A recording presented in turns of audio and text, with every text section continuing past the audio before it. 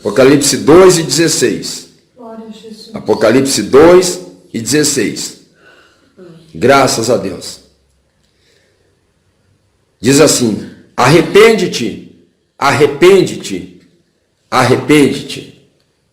Essa palavra ela tem um significado original no hebraico, no grego, muito interessante. Arrepende-te. Eu até quero ver com os irmãos Apocalipse 2 e 16. Apocalipse 2 e 16. Verdadeiramente é uma palavra muito séria. Arrepende-te, pois, quando não, em breve virei a ti, e contra eles batalharei com a espada da minha boca. Quem tem ouvidos, ouça o que o Espírito diz às igrejas. Ao que vencer, eu darei a comer o maná escondido. Ele darei uma pedra branca, e na pedra um novo nome escrito, o qual ninguém conhece, senão aquele que o recebe. Aleluia. Senhor, meu Deus, fala conosco aqui agora, Senhor, pela tua santa palavra. Renova a nossa fé, as nossas forças. Abençoa teu povo, contempla teu povo. Pelo teu poder, meu Deus, pela tua unção. Me usa, Senhor, aqui nesta hora. Me usa, Senhor, aqui nesta tarde. Oh, Senhor, eu quero ser teu instrumento. Eu quero ser teu servo. Eu quero ser usado pelo Senhor. Neste momento, em nome de Jesus. Tem misericórdia e fala conosco. Com teu poder. Amém, Jesus. Glória a Deus. Amém, meus irmãos. Nós encontramos aqui uma igreja recebendo da parte de Deus uma advertência. E essa advertência, a parte mais severa dela, e sendo direta a essa igreja, é: arrepende-te, arrepende-te. E os irmãos sabem qual que é o significado do original grego para a palavra arrepende-te? Metanoia. Metanoia. Metanoia significa arrependimento. É uma palavra muito séria que compunha a tônica homilética de João Batista. Arrependimento. Nós encontramos na Bíblia Sagrada Deus se arrependendo de ter feito o homem. Uma palavra muito profunda. Vocês já devem ter ouvido uma frase assim: ah, se arrependimento matasse, eu estaria morto. Arrependimento. Arrependimento. Arrependimento, meus irmãos, está relacionado a uma atitude contrária, inversamente proporcional. Arrependimento nos leva a um sentimento sincero, profundo e sincero, de mudança. Arrependimento está relacionado a uma vontade interior, uma vontade gritante. Se pudesse, voltaria no tempo. Se pudesse, voltaria lá onde eu pequei, lá onde eu transgredi. Se eu pudesse, eu faria isso. Arrependimento. Se eu pudesse. E muitas pessoas, quando acontecem-lhes certas catástrofes, a primeira sensação que vem aos seus corações é essa: ah, se eu pudesse. Arrependimento. Você está escutando essa palavra agora? Tanta coisa aconteceu na tua vida. Tantos livros você já poderia ter lido. Quanto dinheiro você poderia ter guardado? Quanto da tua juventude foi gasto? Quanto do teu neurônio, essa célula do cérebro, foi gasta através do pecado, através das drogas? E você sabe que isso faz falta hoje. Arrependimento. Metanoia está relacionado a uma sensação de uma utopia. Utopia. E eu quero diferenciar aqui a utopia absoluta da utopia ideal. Arrependimento está relacionado a um tipo de utopia ideal. não absoluta. Porque quando uma pessoa tem um arrependimento, e esse arrependimento está na casa de uma utopia absoluta, não é arrependimento, é remorso. Eu preciso diferenciar remorso de arrependimento. Remorso é quando você está tão endurecido e está tão convicto de que está tudo perdido, que daí você já não tem arrependimento mais. Você tem uma ira misturada com rancor. E é o que aconteceu com Judas Iscariotes, é o que aconteceu com Saul, é o que aconteceu com Esaú. A Bíblia diz que ele não encontrou lugar para arrependimento. E quando não se encontra lugar para arrependimento, é remorso. Então, quando Deus está dizendo para essa igreja arrepende, Deus está dizendo para ela assim, ó, metanoia. Arrependimento. Não é remorso, não. Remorso é quando não tem mais o que se fazer. Aí a pessoa não tem outra alternativa. A não ter aquela depressão. Sabe o que é depressão? É quando a pessoa fica perdida no passado. E é muito fácil para a pessoa sentir remorso. É diferente de arrependimento. Essa igreja chamada Pérgamo, assim como a igreja de Esmirna ficava aproximadamente 80 quilômetros longe de Éfeso, a igreja de Pérgamo ficava também 80 quilômetros longe da igreja de Esmirna, uma das 7 igrejas da Ásia Menor. Versículo 12. E ao anjo da igreja que está em Pérgamo, escreve. Olha a notificação que Deus não deu para a igreja de Esmirna, Deus deu para a igreja de Pérgamo.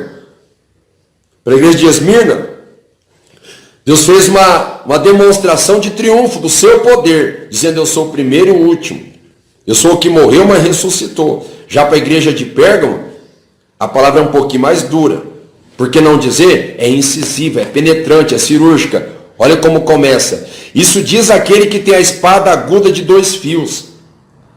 Ou seja, ele já vai se introduzindo, ele já vai se apresentando para essa igreja de uma forma nada amistosa, de uma forma militarizada.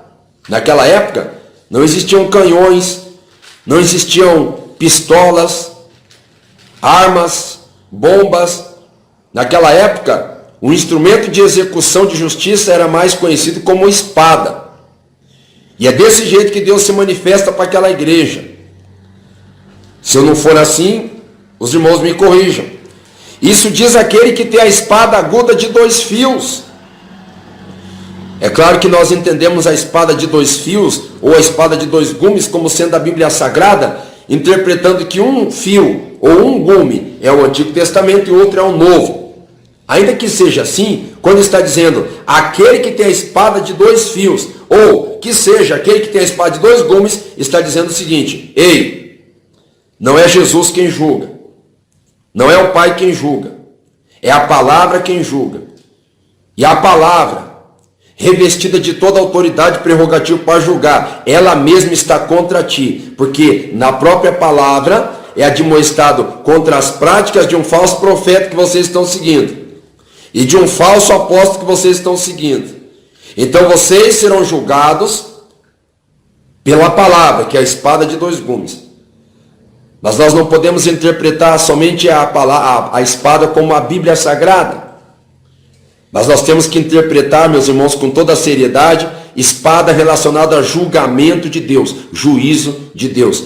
Por isso há muitas pessoas que perdem seu tempo, pensando que estão indo à igreja somente para receber bênçãos através da revelação. Ou pessoas que pensam que quando ele canta na igreja já está tudo certo. Há pessoas que pensam que porque ele dá o seu dízimo ou dá a sua oferta, já está tudo certo. Não basta. Nós temos que aprender a valorizar a palavra. A palavra, nós temos que valorizar a palavra. Nós temos que respeitar todas as partes litúrgicas. Todas as divisões do culto é muito importante. Mas nós temos que priorizar a palavra. A palavra. A irmã Débora Miranda, o pastor Lorival sempre tem dito a todos nós, para entendermos a importância da palavra. Guardar a palavra. Tanta gente que na hora da pregação se preocupa em tomar água, em ir ao banheiro, fazer rodinha lá fora, e na hora da revelação corre para dentro da igreja, no afã de serem assim revelados, Irmãos, nós temos que valorizar muito a palavra. Porque é pela palavra que nós somos abençoados? Sim. Você já leu o que está escrito lá em Gênesis 1:1? No princípio criou Deus os céus e a terra. Bereshit bara Elohim et shamayim et eretz. Do hebraico, Bereshit bara Elohim et shamayim et eretz. Shamayim é céus, eretz é terra. Deus criou os céus e a terra. No que? No princípio. Há muitos que interpretam o princípio como sendo o início de todas as coisas, mas não é.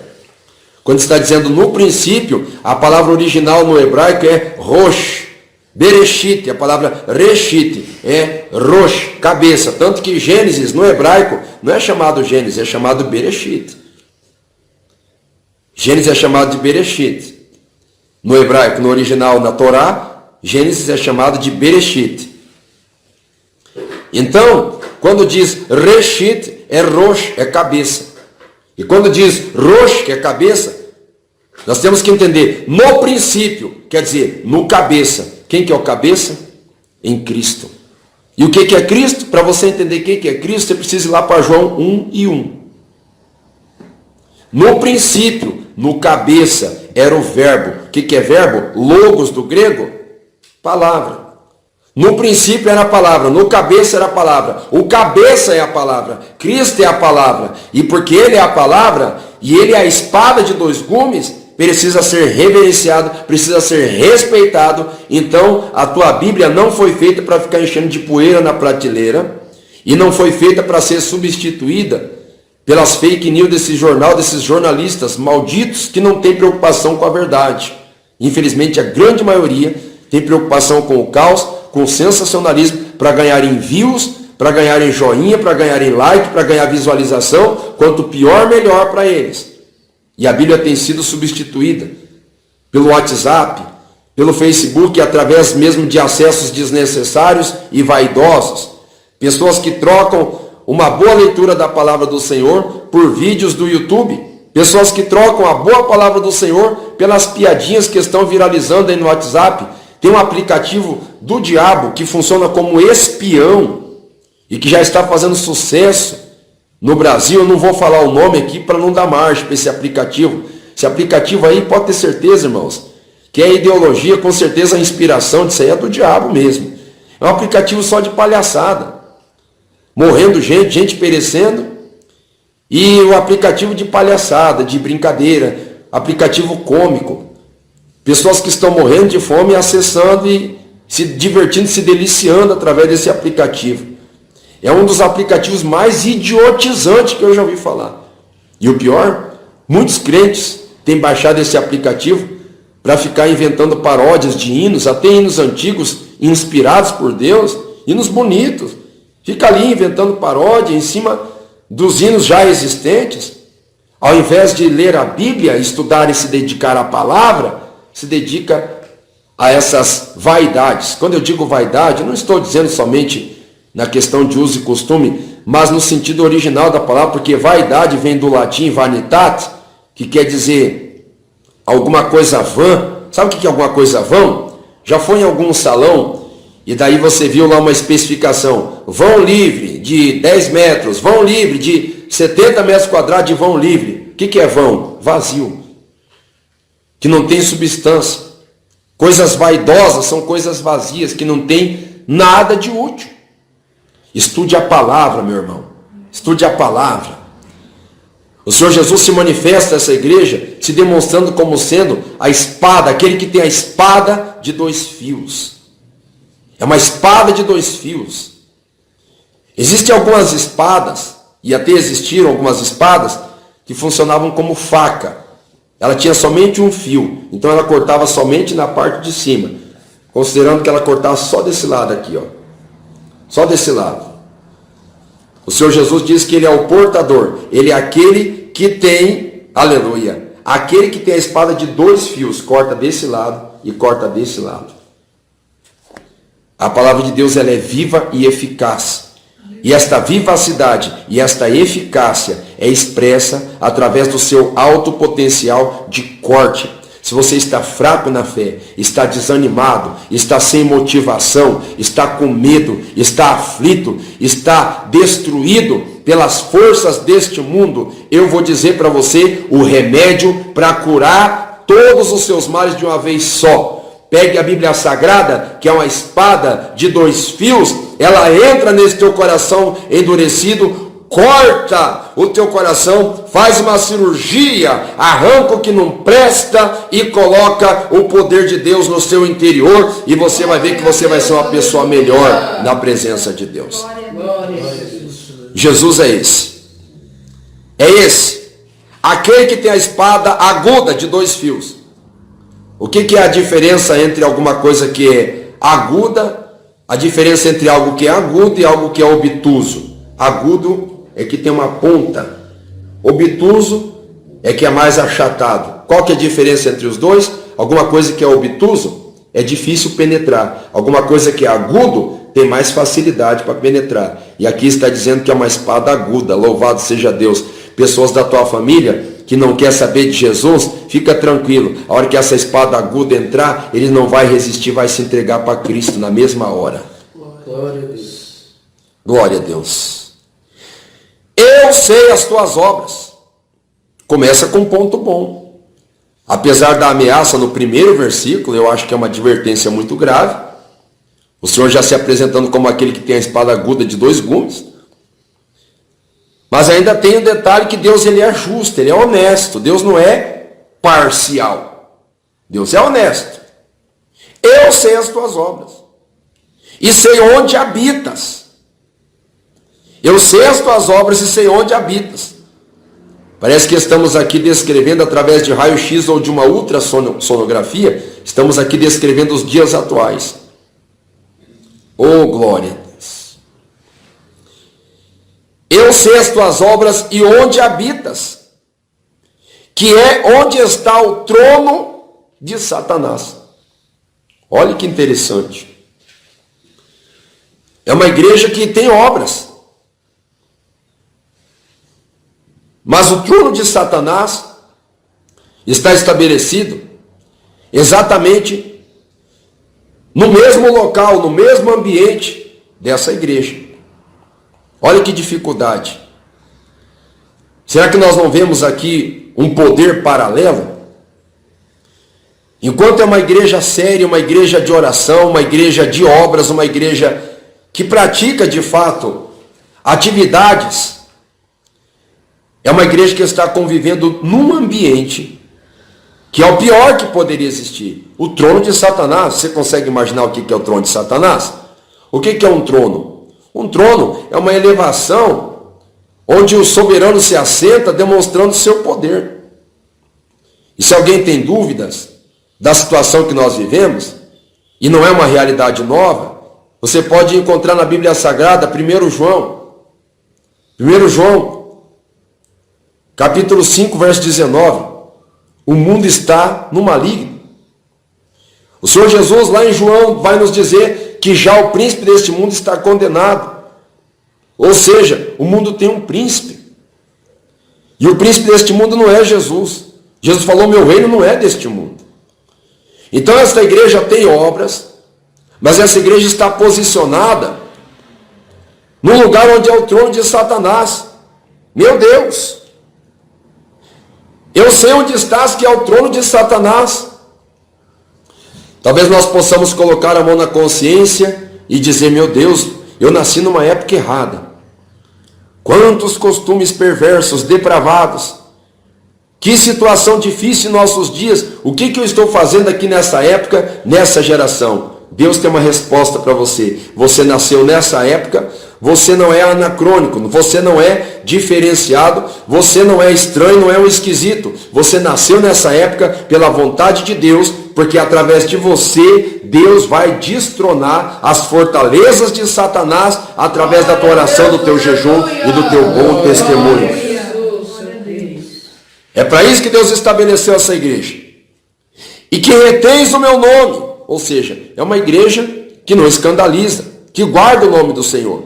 Reteis o meu nome e não negastes a minha fé. Oh glória!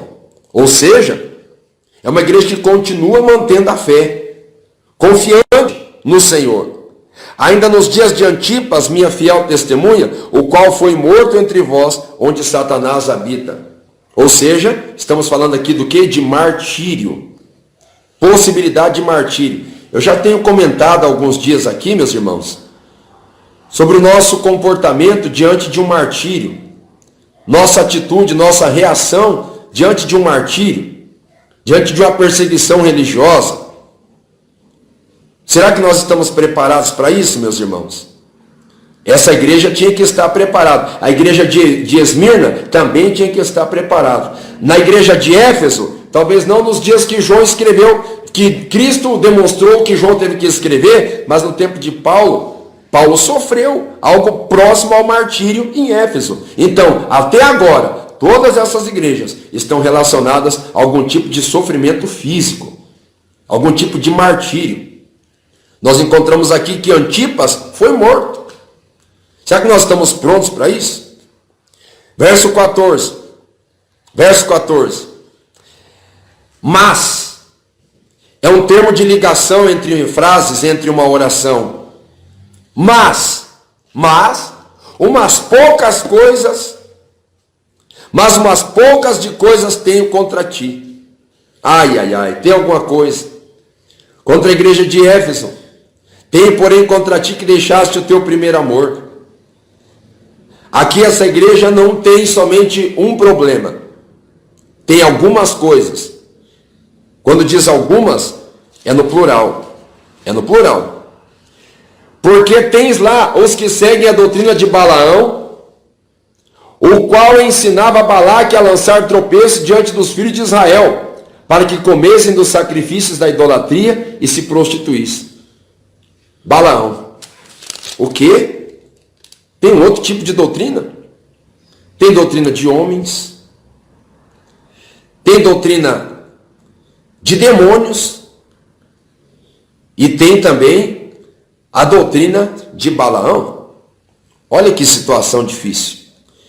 E eles aqui estavam,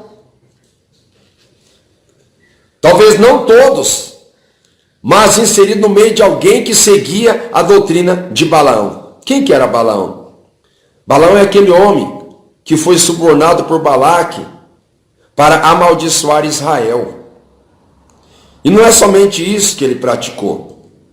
Apesar disso ser uma abominação cabal, uma abominação capital, porque contra Jacó não vale encantamento, e ele não conseguiu a maldição de Israel, porque Israel tinha bênçãos de Deus desde Abraão. Então o que ele faz? Ele trabalha pela conspiração. Você consegue imaginar isso? Você consegue alguém que não consegue abertamente implantar a sua doutrina e começa a conspirar silenciosamente, lançando tropeço diante do povo de Deus? Não tem coragem de dizer abertamente ou de destruir abertamente, mas trabalha pelas beiradas. Trabalha paulatinamente. É assim que fez Balaão. Balaão, o qual ensinava Balaque a lançar tropeço diante dos filhos de Israel, para que comessem dos sacrifícios da idolatria. Para que participassem da idolatria.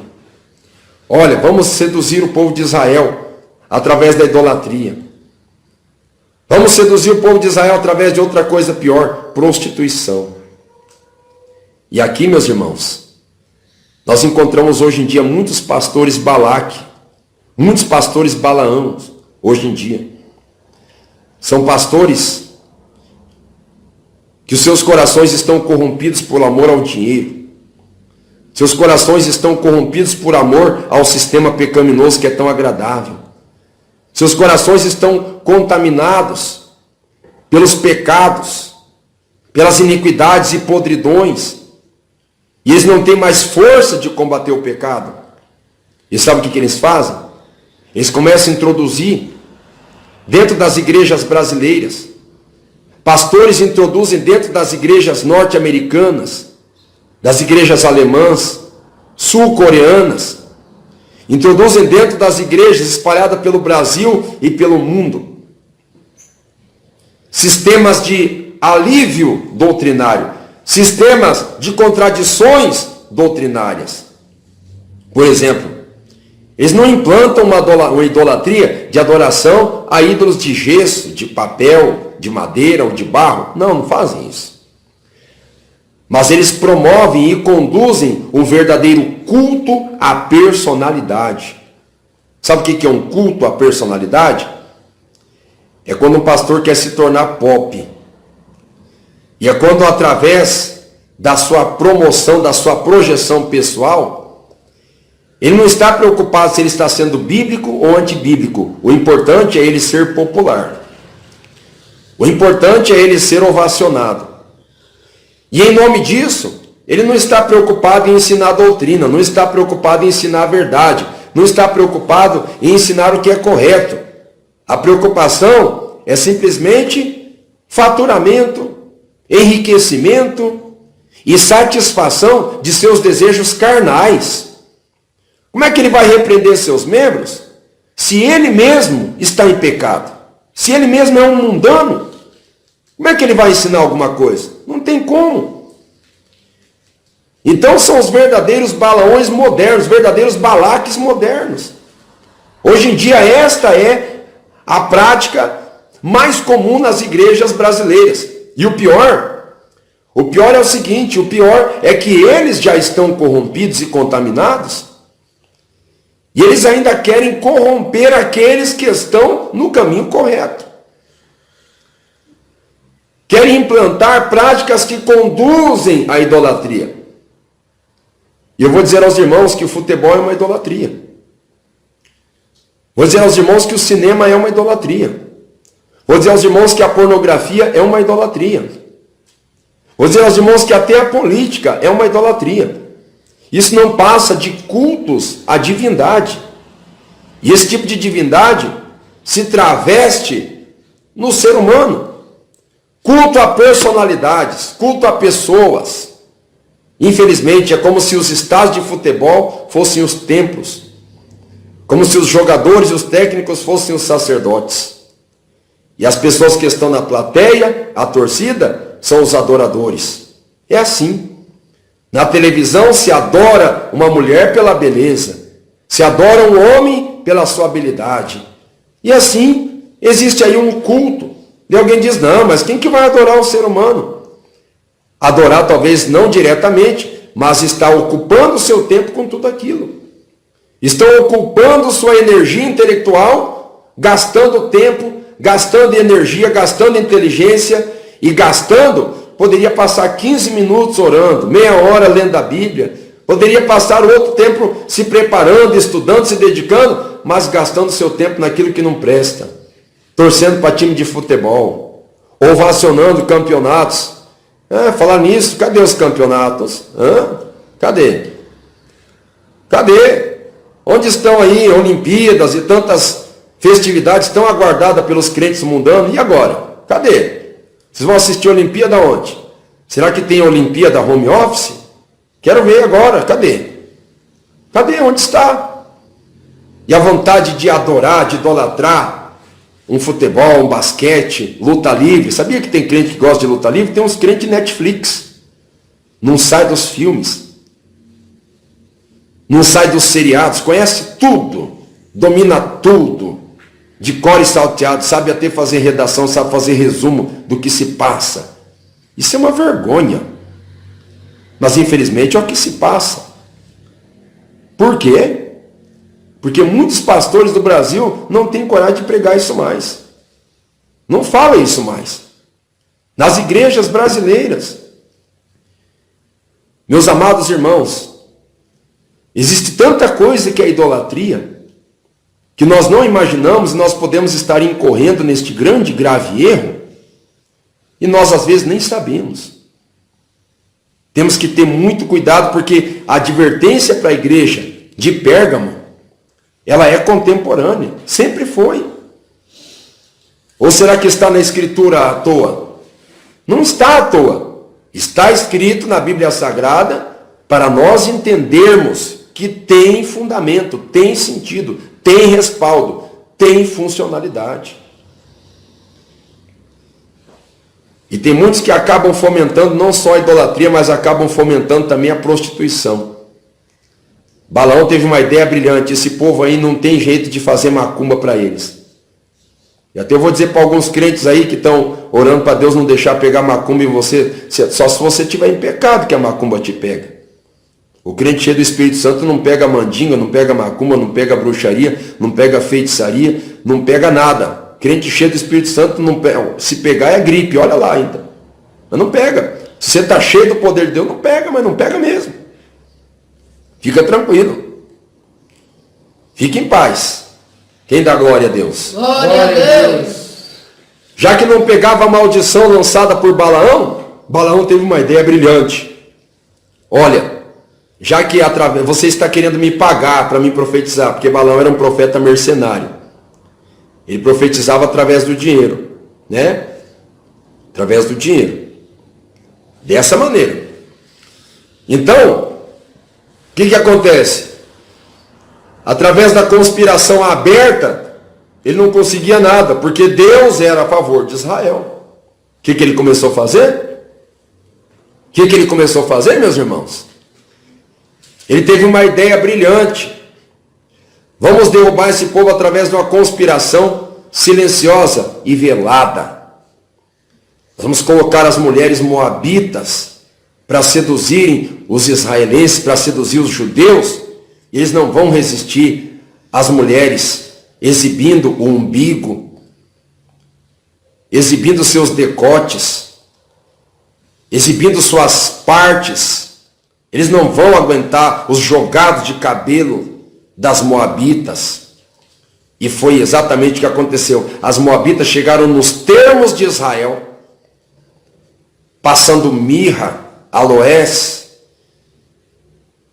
e com aquele espírito sedutor que causaria inveja até na tal da endemoniada da Jezabel, passa por ali, e os israelitas fica tudo bobo, pior do que Sansão, fica tudo assanhado, pior do que Davi quando está no terraço observando a Batseba sem ter o que fazer, como se não tivesse o que fazer, né? E ficam tudo ali assanhado, e daí começa a se prostituir com as mulheres, com as moabitas. Se prostituem, ponto. Parece que eu vejo Balaão dizendo para Balaque, money, money, money, money, money. Estamos conseguindo obter êxito. O nome disso, meus irmãos, é processo de subversão. Escuta bem. Escuta o que eu vou falar aqui. Antes de você me chamar de salgado ou de antiquado, ou de você me chamar aí de obsoleto, anacrônico, vamos para a história. A China é um país muito populoso, sempre foi. E houve uma época que os ingleses conseguiram vencer o exército chinês com uma facilidade muito grande, através de um processo chamado subversão. Subversão de valores. Subversão. Como é que os chineses foram subvertidos pelos ingleses? Através do ópio.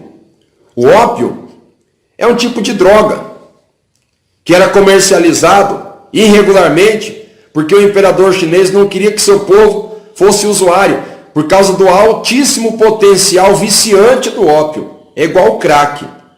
Por que existe tanta gente viciada em crack? Por quê? Por que isso? São testes, são manipulações de controle social. Muitas pessoas nos anos 90 assistiam filmes do zumbi. Quem são os zumbis? Os usuários de crack. Quem são os zumbis? Os usuários de cocaína, LSD. Eu me lembro quando eu era jovem que tinha uma música dos Beatles, Lucy in the Sky with Diamonds. Lucy in the Sky with Diamonds. Tem gente que pensa que é a luzia no céu, cheia de diamantes ao seu redor. Nada disso. Lucy in the Sky with Diamonds é uma referência a LSD, ácido lisérgico, lysergic acid. Subversão. Tanto que as festividades de Woodstock são consideradas como contracultura. O rock é chamado de contracultura, não cultura. Cultura é Beethoven, é Mozart. Cultura é Johann Sebastian Bach. Isso é cultura. O rock é uma contracultura. E quem está falando com os irmãos é alguém que mesmo em tempos mais recentes foi um bitomaníaco dos meus 13 até os 18 anos. Eu tinha um repertório de mais de 30 músicas dos Beatles que eu cantava, conhecia a tradução e tocava todas elas. Todas elas. Minha família é testemunha. Meus amigos, se tiver alguém me acompanhando agora, é testemunha. Tudo processo subversivo de apologia ao uso de drogas. Isso é subversão. E não foi só a China que foi prejudicada pela subversão. No caso em particular da China foi o ópio. Mas o processo de subversão foi utilizado ali por Balaão para destruir Israel através da prostituição. E hoje, nós vemos um cavalo de Troia. Sabe o que é cavalo de Troia? Cavalo de Troia é uma expressão grega, é uma expressão muito conhecida, quando é ofertado um cavalo. E dentro daquele cavalo estava cheio de soldados. Mas o rei não imaginava que naquele cavalo estava cheio de soldados que iriam destruir aquela cidade. Por isso é chamado cavalo de Troia. Né? Porque estava cheio de soldados, todos armados até os dentes. Quando o cavalo entrou dentro da cidade, os soldados saíram para fora à noite, quando estavam todos dormindo, e destruíram, saquearam toda a cidade. Isso que eu chamo de processo subversivo. É o que aconteceu com Balaão. É o que acontece hoje. É o que acontece hoje. Nos anos 50, nos anos 60, as mulheres se vestiam mais decentemente que as crentes. Os homens falavam somente palavras polidas, educadas. Os homens eram corteses, não eram violentos, de bater em mulheres, xingarem. As mulheres não eram assim também, tão autoritárias, estranhas, como se fossem superior a tudo e a todos. Existia respeito e equilíbrio social. Mas muito dessa operação de subversão veio não só para socializar a mulher, e não somente para empoderar as crianças, e não somente para também colocar poder de argumentação nos trabalhadores contra os patrões, e não também para colocar opiniões antagônicas na mente dos alunos contra os professores, e não somente para colocar uma revolta entre crentes membros contra seus crentes pastores. Não. Isso vai muito além. Na verdade, Satanás quer corromper e criar uma sociedade do jeito dele. E não é só lá no mundo, não. Infelizmente, esse processo subversivo está entrando dentro das igrejas. Sabe como? Através do espírito da prostituição. Que tipo de prostituição? Igual as moabitas que chegavam no arraial de Israel. E quando essas moabitas chegavam no arraial, os homens, eles mesmos furavam os limites. Não era elas. Elas chegavam na divisa e entravam. E os judeus gostavam, se apaixonavam e iam atrás dela como se estivessem enfeitiçados. Corriam atrás das mulheres. Corriam atrás. Você já ouviu falar em imantação? Imantação? Imã. Já ouviu falar em imã? Que tem polaridade negativa e positiva? E daí você vai puxando assim um ferro ou qualquer elemento que tenha propriedades metálicas, você vai puxando e ele vai atrás. Daí você inverte o polo. Você afasta, ele vai se afastando aqui.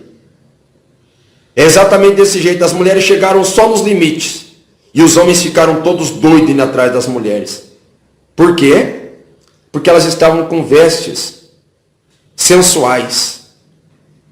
Elas estavam com espírito sensual. E hoje tem muitos crentes com esse espírito. E não é só mulheres não, não é só irmãs não, tem homens também. Tem homens sensualizantes. E o pior é que tem homens sensualizantes que estão se ardendo uns para com os outros. Infelizmente. E sabe o que me entristece?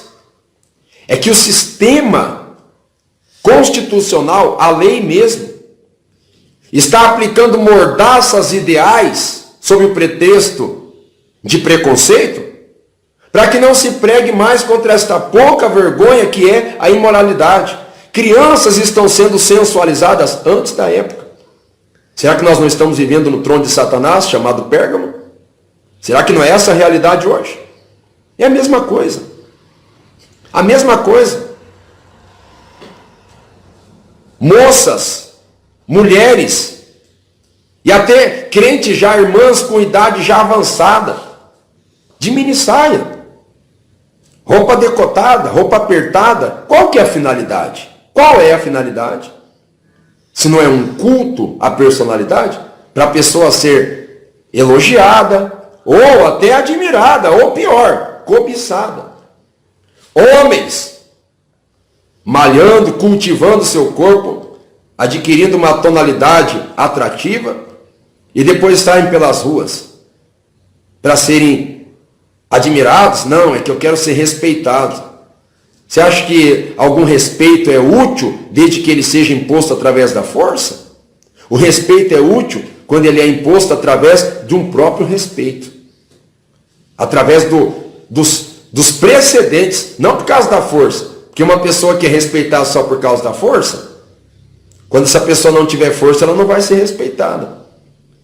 Ah, não, mas eu ando dessa forma por ostentação, faz parte da minha vida. Não, senhores.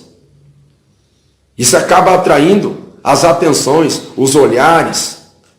Né? Pessoas que talvez até nem fortes são mesmo, homens mesmo que nem fortes são magros que nem eu, usando roupa apertada, colada. É a moda slim, linguiça. Tudo apertado, tudo colado, parece que é a roupa prensada a vácuo. Qual que é a finalidade? Sensualizar. Será que não estamos aqui vendo o exemplo de Balaão e Balaque, lançando tropeço diante dos filhos de Israel, para que comessem do sacrifício de idolatria e se prostituíssem? E agora? É a realidade, meus irmãos, da igreja de Pérgamo. É a realidade do mundo moderno em que vivemos.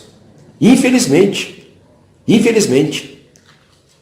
Assim tem também os que seguem a doutrina dos nicolaítas, os que eu aborreço. Né? Assim tens também os que seguem a doutrina dos nicolaítas, os que eu aborreço. Dizem que Nicolau era um dos 7 diáconos e se apostatou. Né? Mas tinha alguns dentro da igreja de Pérgamo que seguia a doutrina de Nicolau, dos nicolaítas. Verso 16. Arrepende-te, pois, quando não, em breve virei a ti. Olha aqui, lembra que eu falei lá no primeiro versículo da carta? Isso diz aquele que tem a espada aguda de 2 fios. Olha aqui, ó. Eu falei que era uma advertência, eu falei que era uma ameaça. Olha aqui, ó. Arrepende-te, pois, quando não, em breve virei a ti, e contra eles batalharei com a espada da minha boca. Com a espada da minha boca.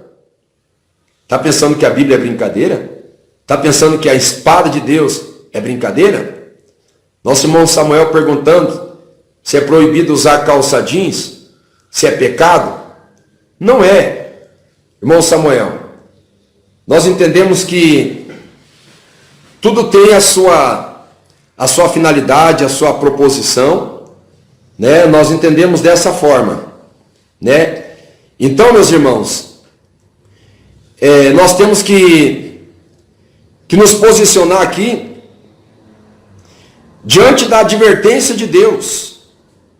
Arrepende-te, pois, quando não, em breve virei a ti, e contra eles batalharei com a espada da minha boca. Ou seja, Deus tem uma espada. E essa espada não é brincadeira. E a espada de Deus significa justiça e juízo. Juízo. Nós temos que ter cuidado com este lado de Deus. E não é que Deus seja simplesmente alguém que oscila entre o bem e o mal. Não é isso. Deus é amoroso. Mas quando nós brincamos com a misericórdia de Deus, a espada dele cortou Israel. E quando é cortado Israel, é enxertado nós. Nós somos enxertados. Então a mesma espada que cortou Israel pode cortar a nós, que somos gentios. Se cortou Israel, chosen people, o povo escolhido foi cortado, imagine nós. Amém, meus irmãos? Imagine nós.